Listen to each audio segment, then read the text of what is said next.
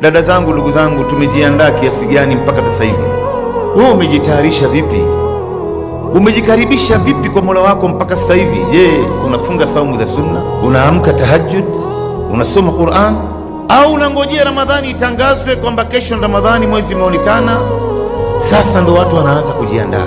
Unaona misikiti inajaa, Qur'ani watu wanasoma, swala ya jamaa inajaa, darsa inajaa, tarawih inajaa. Baada ya wiki ile nguvu inaanza kupungua, inamalizika Ramadhani, hata mtu juzia 5 hajafika.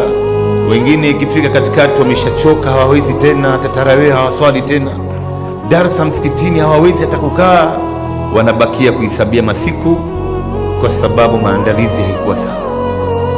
Ndugu zangu, nafasi bado ipo ya mimi na wewe kurudi kwa Mola wetu na tukajitayarisha sawasawa na tukaipata Ramadhani ya mwaka huu. Ni Ramadhani tofauti na Ramadhani zote ambayo tumewahi kufunga katika maisha yetu.